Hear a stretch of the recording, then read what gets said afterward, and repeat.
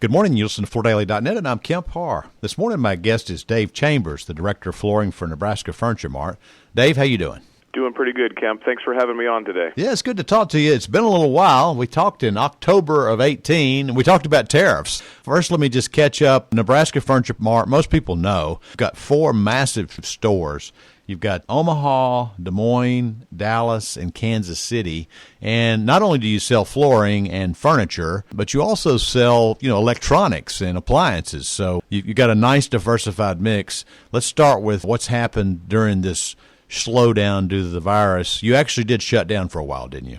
Yeah, that's correct, Kemp. Back in March, our executive team, we had to make a tough decision towards the end of March. We did decide to close our showrooms solely based on the safety and our concern for our staff and our communities to make sure that we're doing our part in protecting our business as well. So we did shut our showrooms down at the end of March. We were able to get 2 of our showrooms back open. Omaha and Texas, we opened about that first week of May. Just a couple weeks after that, we were able to get our Kansas City and Des Moines locations back open around middle to end of May. So we had every showroom back open before June. Yep. Kind of sounds like a family-run company, doesn't it? It is. It's a fantastic company to work for, a great family. The Blumpkin family is one of a kind, for sure. Another little piece of background, you're owned by Berkshire Hathaway, so therefore not exactly a family company, but you still have family members in there. And I know when Warren Buffett comes in and says, hey, we don't want to change a thing, one of the things he advises companies like you to do is build a moat, make it so that you're going to last another 100 years. So I know that's, you think long term. Let's get into a couple details. What are you doing now? I guess one of the biggest concerns now with consumers is, can I come there and be safe? Or also, if I buy something and it's delivered, is it safe there? What are you doing about that? We've spent a lot of time working with our local government and the CDC guidelines to make sure that we're putting in the best safety precautions that we can in all of our showrooms. We have probably an advantage over a lot of other places in that our showrooms are fairly large, and so the social distancing is much easier to do. We require masks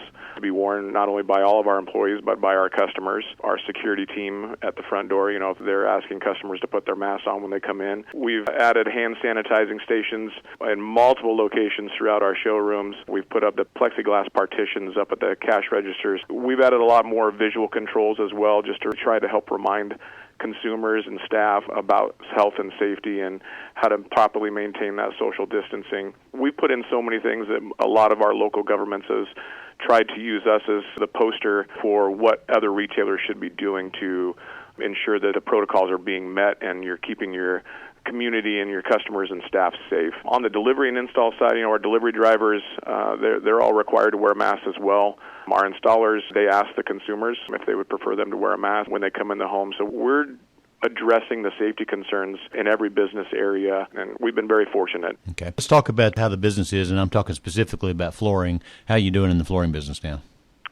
Flooring business has been great since we opened back up our showrooms. Traffic has been phenomenal. There's been a lot of pent-up demand. I think we're struggling with some of the install side of it still. There was a struggle before the pandemic with just labor pool for installers, and now with the pandemic, you're having some installers that aren't wanting to come back to work just quite yet, or they're not coming back full-time. So we're seeing a little bit of struggle with that particular aspect, but the consumers are coming in, the consumers are wanting to buy. There's a lot more disposable income from the community, and consumers not able to go on vacations and trips, and so they're investing it back in their home.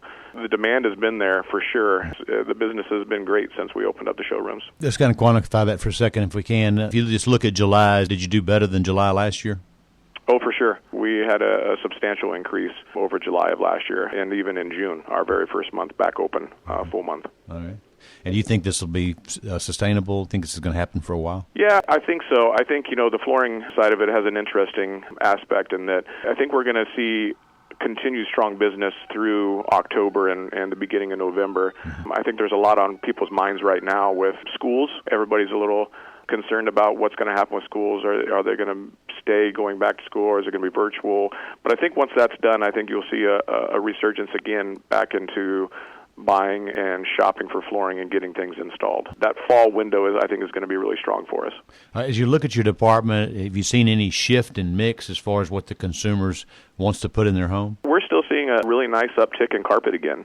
Pre-pandemic, we started seeing a really nice resurgence in our carpet. That has continued since we reopened our showrooms, which is exciting. So that's a category that everybody wants to have positive growth in, and we're lucky that we're seeing some of that, and it's definitely continuing. On the hard surface side, how's that going? Any shift there? Hard surface, we're actually seeing a really nice uptick in laminate sales. We never gave up on laminate with LVT, and when that came out, we focused a pretty good strategy on how to go back after some of that laminate business, and it's been exceptionally strong for us.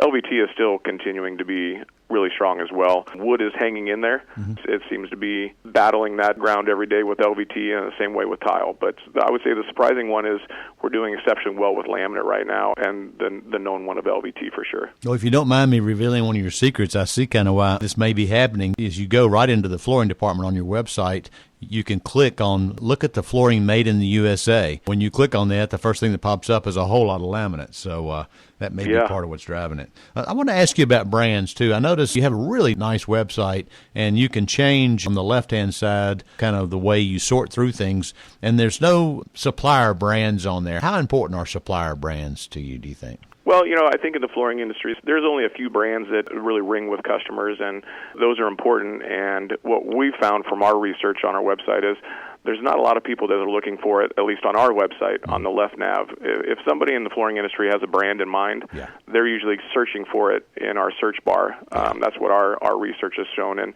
the brands that definitely have the draw, we have separate landing pages for them on our website.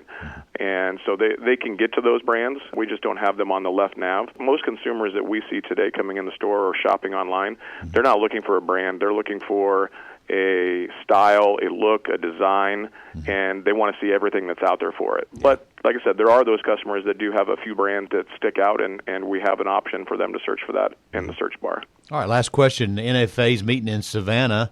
You going to go next month?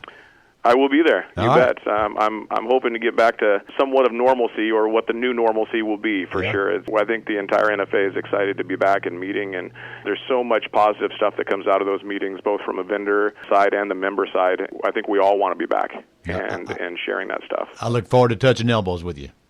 I'm looking forward to it as well. All right. It's good to talk to you, Dave. Again, been talking to Dave Chambers, the Director of Flooring at Nebraska Furniture Mart, and you've been listening to Kemp Harr and FloorDaily.net.